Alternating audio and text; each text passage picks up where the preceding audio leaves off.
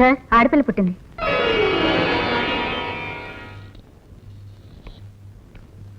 ఎలా ఉంది డాక్టర్? ఆవిడ పరిస్థితి అంత బాగోలేదండి.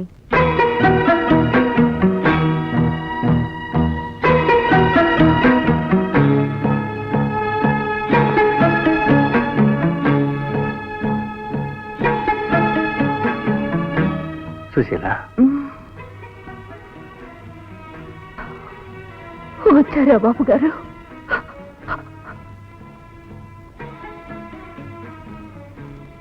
పాపం చూసారా బాబు గారు?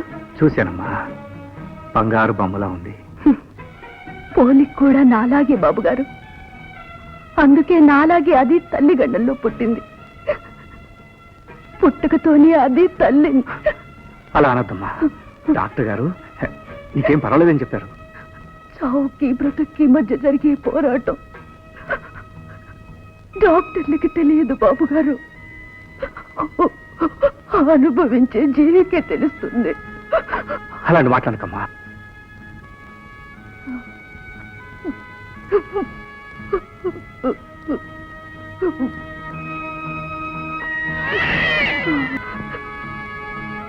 బాబు గారు, ఇక మీరు కాపాడవలసింది నన్ను కాదు, ఈ బిడ్డను.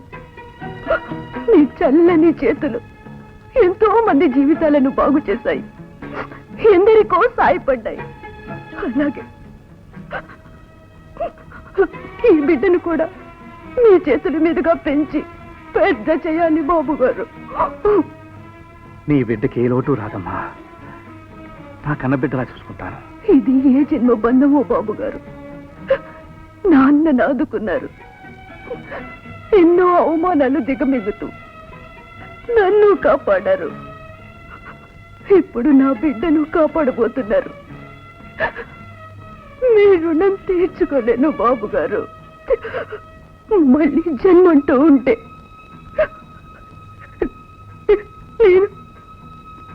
నేను కడుపు నొప్పు.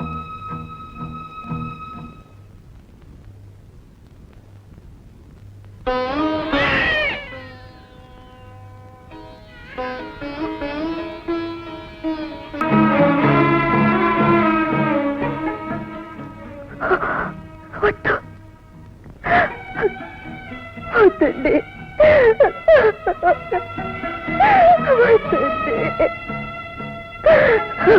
లక్ష్మి, నీ బాధ నాకు అర్థమైంది లక్ష్మి. ఈ పసిపాపను పెంచాల్సిన బాధ్యత మన మీద ఉంది. అవును లక్ష్మి, ఈ బిడ్డను నీ నుంచి ఎవరూ దూరం చేయలేరు. నేను హామీ ఇస్తున్నాను. ఒక రకంగా ఈ బిడ్డ మన ఇంటి బిడ్డే లక్ష్మి. చూడండి అమ్మా, ఈ దస్తావేజులు చదివారు కదూ?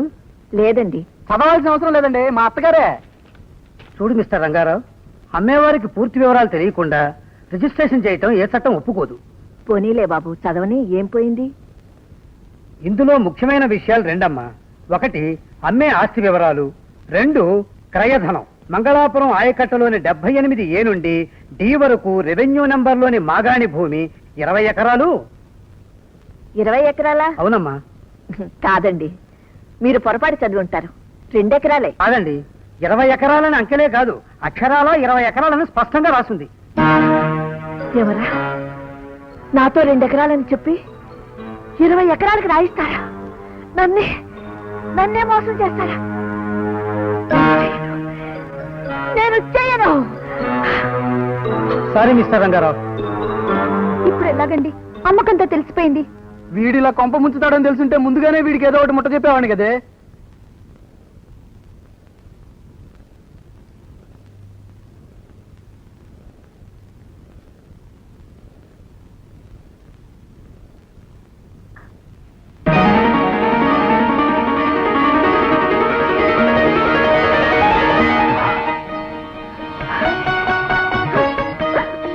బాబు,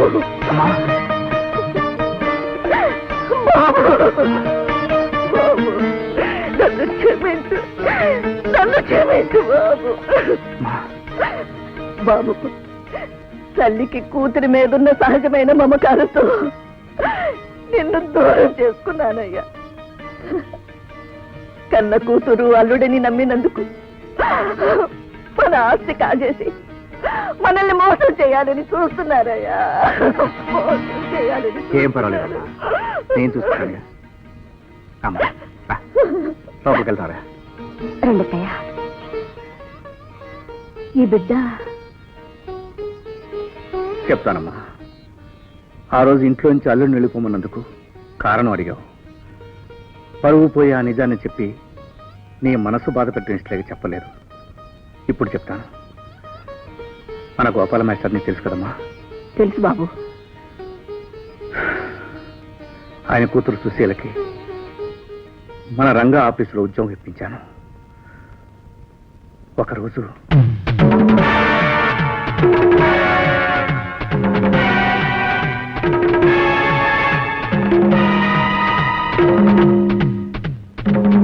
ఈ పసిపాపను నా చేతిలో పెట్టి చనిపోయింది. ఆ కుటుంబానికి జరిగిన అన్యాయానికి ఈ బిడ్డని నా పెంచి పెద్ద చేయాలని ఇక్కడ తీసుకొచ్చానమ్మా. బాబు, వయసులో పెద్దవాళ్ళు చిన్నవాళ్ళకి దండం పెడితే ఆయుక్షణం అంటారు. కానీ నీకు దండం పెట్టేంత ఎత్తుకు ఎదిగిపోయావయ్యా. అమ్మా బాబు, బాబు, నీ చేతుల మీదుగానే తన్ను కడతీర్చు తండ్రి. అమ్మా అమ్మని చూసావా? లేదమ్మా. ఏమండి, మా అమ్మని చూసారా? ఇంట్లో లేదా? లేదు, ఇల్లంతా వెతికాను, కారు కూడా లేదు. అత్తయ్య, అత్తయ్య, ఏమైంది? అత్తయ్య ఎక్కడ? అత్తయ్య, ఉదయం కాఫీ పెడుతుంటే సిలిండర్ బెలి కస్తూరికి ఒళ్ళు కాలింది అత్తయ్య. మిమ్మల్ని చూడాలని కలవరిస్తుంది అత్తయ్య. అత్తయ్య, మీరు బయలుదేరండి, నేను ఇప్పుడే వస్తాను. పదండి. రండి అత్తయ్య. అమ్మా లక్ష్మి, త్వరగా రా. పదండి అత్తయ్య. ఉండు లక్ష్మి, రాని. అత్తయ్య, అత్తయ్య, అత్తయ్య. గోపి, గోపి, ఏంటోదనా? కస్తూరికి ఒళ్ళు కాలిందట. రంగా వచ్చి అత్తని తీసుకెళ్లారు. అదేం లేదు, నేను ఇప్పుడే అక్కడి నుంచి వస్తున్నా. అలాగా? అయితే అయితే ఇందులో ఏదో మోసం జరిగింది. అన్నయ్యడి అన్నయ్య రాముని తీసుకురావడానికి హాస్పిటల్ వెళ్ళారు.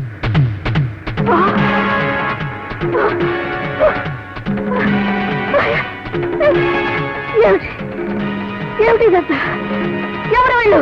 మా వాళ్ళే అత్తయ్య. నీ చేత సంతకాలు పెట్టించడానికి వచ్చారు. ఎంతకి ఎంతకి తెగించావురా? ఆ రోజు మర్యాదగా మా ఇంట్లోనే నువ్వు సంతకాలు పెట్టుంటే నేను ఇంతకు తెగించాల్సిన అవసరం వచ్చినది కాదు అత్తయ్య. అన్నయ్య, ఏమిటి? ఏమైంది? అత్తయ్యని రంగా బలవంతంగా తీసుకెళ్లాడండి. ఏ అపాయం తలపెడతాడని భయంగా ఉంది. మీరు రాముని తీసుకురండి, నేను చూసుకుంటాను. అలాగే పడు బాబు.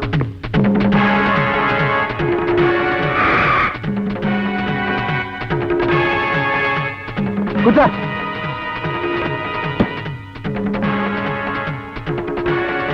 ఏమిటిది? అదే నేను అడుగుతున్నాను. నన్ను మోసగించి ఆవిడ్ని ఇటు తీసుకెళ్తున్నావు ఏమిటి? ఆస్తి అంతా నీ ఒక్కడి పేర రాయించుకుందామనే? కరెక్ట్, అందుకే తీసుకెళ్తున్నా. అంటే నన్నే వెన్నుపోటు పొడుస్తున్నావు అన్నమాట. వెన్నుపోటే మా ఇంటి పేరు. అవసరానికి సాయపడలేదని మా బావనే వెన్నుపోటు పొడిచాను. నువ్వెంత తప్పగా? తప్పుకోను. తప్పుకోకపోతే నిన్ను ఈ లోకం నుంచే తప్పిస్తాను. రేయ్, ఈ ముసలి నాకు చూపు చూడరా.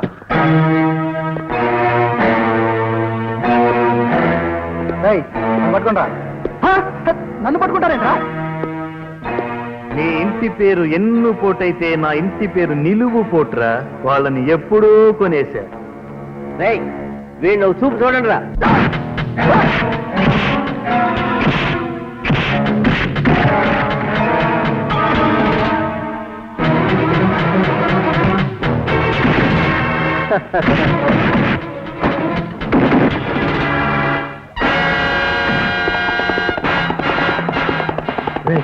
ధర్మారావు వచ్చేస్తున్నాడు.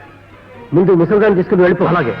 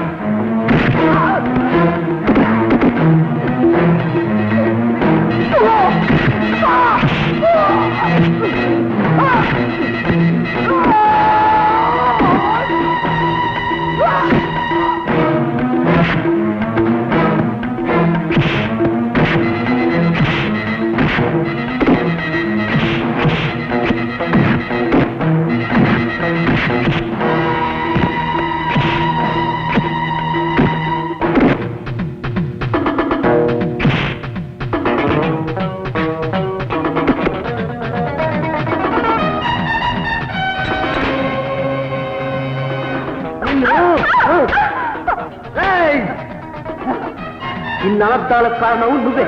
నిన్ను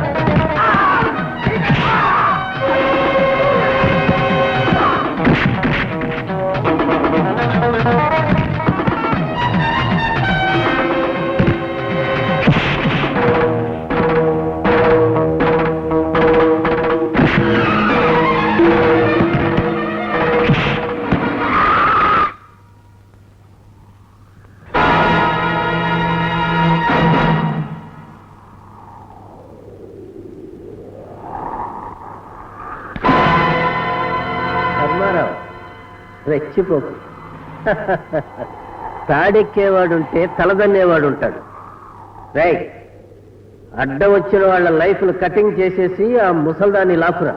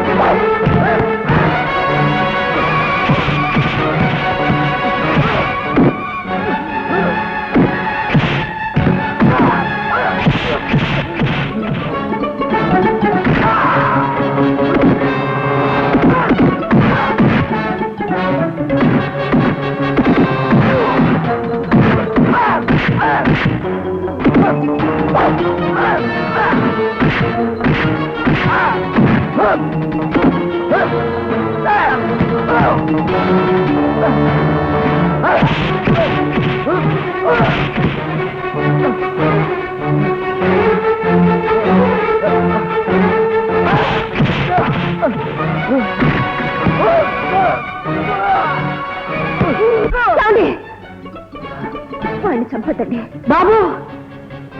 వాడిని చంపి నీ చేతులకు పాపం అంటించుకోవద్దు.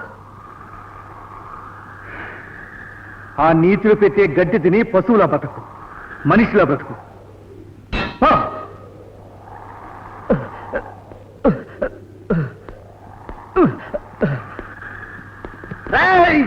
ఎక్కడికి పోతున్నావురా? నా స్వార్థమే ఇన్ని అనర్థాలు తెచ్చింది.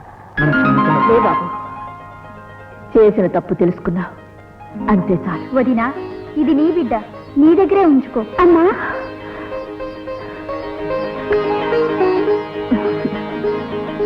ముందు వీళ్ళని పోలీసులకు అప్పగించాలన్నాయా? శిక్ష పడాల్సింది నాకు. నా అహంకారమే ఇన్ని గొడవలకు కారణమైంది. దాంతో వీళ్ళు మరీ రెచ్చిపోయి ఇంత అరాచకాన్ని కొడిగట్టారు. వీళ్ళని పోలీసులకు అప్పగించేస్తామన్నయ్య. వద్దు, మన కుటుంబం అంతా కలిసిన ఈ శుభ సమయంలో వాళ్ళ కుటుంబాన్ని అపకీర్తిపాలు చేయడం ధర్మం కాదు. వాళ్ళని వదిలేయండి. బాబు ధర్మారావు, అపకారికైనా ఉపకారం చెయ్యమని పెద్దలు చెప్పారు. ఆ మాటకు రూపాన్నిచ్చి యథార్థమని నిరూపించావు. మనలో మనకు రుణాలేంటి మావగారు? అదంతా ఓ పేరికల మర్చిపోండి. అవును, జరిగిందేదో జరిగింది. పదండి, అందరం మన ఇంటికి వెళ్దాం. గోపి, నువ్వు మాత్రం రైల్వే స్టేషన్కి వెళ్ళాలి. ఎందుకు వదినా? ఇవాళ రాధా మా బాబాయ్ వస్తున్నారు, నువ్వు వెళ్ళి తీసుకురావాలి. ఈసారైనా కాబోయే పెళ్ళని మిస్ కాకుండా తీసుకురా.